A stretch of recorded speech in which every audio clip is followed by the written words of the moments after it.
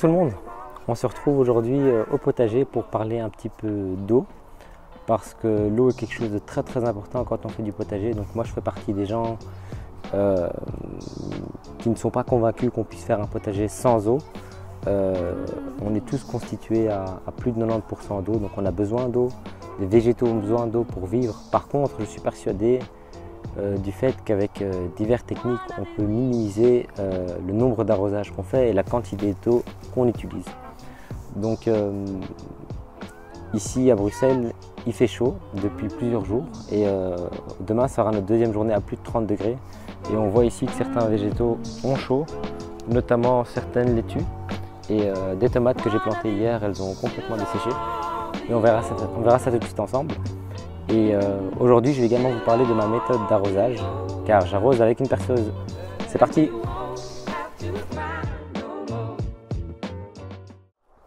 Voilà, donc comme j'ai dit, on voit que certains plants souffrent vraiment de la sécheresse. Il n'a pas plu depuis même pas une semaine en vérité.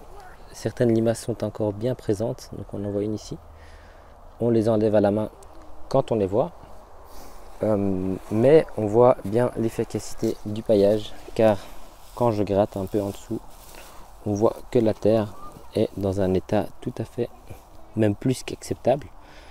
Donc il ne sera pas nécessaire d'arroser beaucoup ici, mais d'autres zones auront besoin d'arrosage. Donc ici on voit que tout se porte bien, mais on va aller voir tout de suite d'autres zones ensemble. Ici j'ai un filet sur lequel je vais faire grimper des concombres. J'ai mis des tomates aux deux extrémités et des haricots grimpants. Donc on voit ici les concombres, une laitue par-ci par-là. Et on voit que le plant de tomate qui a été planté hier et qui n'a pas été vraiment bien paillé, lui a très chaud. Donc il a vraiment souffert. Il y a même deux plants de tomates. Ils ont bien souffert de la chaleur d'aujourd'hui. Mais je vais les arroser aujourd'hui.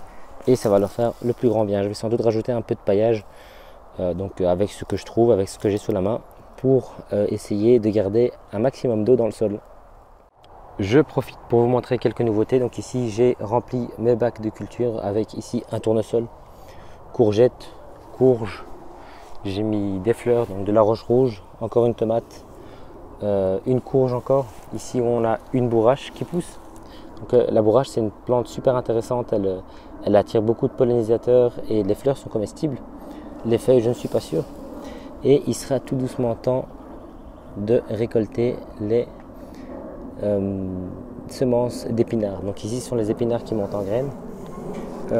Ici j'ai deux ou trois carottes qui montent en graines. Donc ça c'est une carotte de l'année dernière qui monte en graines. Ce qu'il faut savoir c'est qu'une carotte pour qu'elle monte en graines elle doit rester en terre plus d'1 an. Donc ce n'est que sa deuxième année qu'elle va monter en graines. Ici on a encore des courges, courgettes, concombres. Et ici piment, poivron et aubergines. Dans les bacs de culture que j'ai derrière mon champ de pommes de terre, on a du fenouil, de la laitue, du céleri. Et ici derrière, j'ai encore des courges, courgettes. Ici c'est une physalis, j'espère qu'elle va devenir bien grande dans le fond du bac. Et ça c'est une plante très intéressante donc, que je ne connais pas vraiment. Donc c'est ma productrice de plants qui me l'a donnée, elle me l'a offerte. Donc j'en profite pour remettre un grand bonjour et dire un grand merci à Élise. Et donc ça c'est une sorte d'épinard, en tout cas les feuilles se consomment comme de l'épinard. Elle est censée monter en hauteur et produire de petits fruits ressemblant à des fraises. Je vous tiendrai au courant au fur et à mesure de la saison. Donc j'ai deux plants comme ça dans mon potager. Voilà dans la serre, donc on voit que j'ai toujours pas tutoré mes plants de tomates. Et certains ont les feuilles qui se recroquevillent sur eux-mêmes. Je pense que c'est dû à la chaleur. Donc j'ai donné un bon coup d'arrosage hier et ça va déjà un peu mieux. Mais je pense que ça ne va pas suffire et que je vais devoir redonner un coup d'arrosage ici. Malgré un paillage très épais, donc ici je pense que j'ai mis un bon 20-25 cm de paillage et on voit que la terre elle aussi est dans un très bon état. Ici du persil qui est prêt à être récolté, donc je pourrais prendre ma première touffe de persil et il est vraiment grand temps que je tuteur je mets les tuteurs sur mes tomates. Ici, je pense que certains oignons sont eux aussi prêts à être récoltés. On va voir ça ensemble. On va gratter un peu la terre. Je pense qu'il peut encore grossir un peu. On va le laisser, surtout que la terre est très meuble. Il va sûrement bien donner si je le laisse. Donc je dois absolument placer mes tuteurs. Maintenant, on va parler d'arrosage. Ici, une zone que je n'ai pas encore travaillée. Donc il y a encore un bel espace au milieu où je peux planter divers légumes ou fleurs. Donc ici, malheureusement, ces plants n'ont pas survécu à la sécheresse et je les ai un peu oubliés, j'avoue.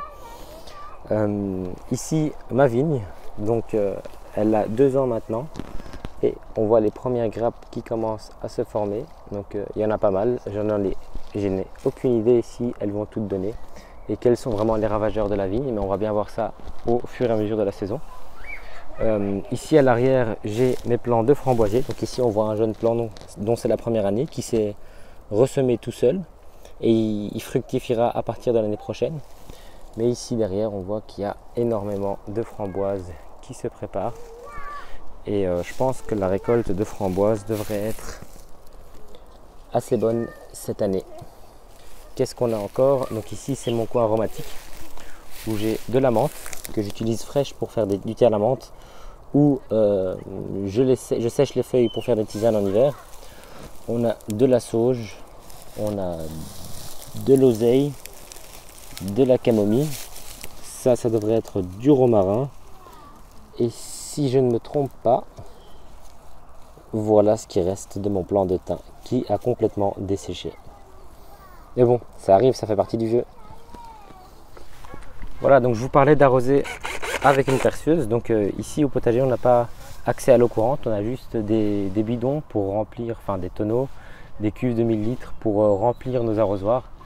Et ça peut être assez fastidieux d'arroser tout le potager. Donc c'est une raison de plus pour vraiment mettre un beau gros paillage pour limiter le nombre d'arrosages dont on a besoin.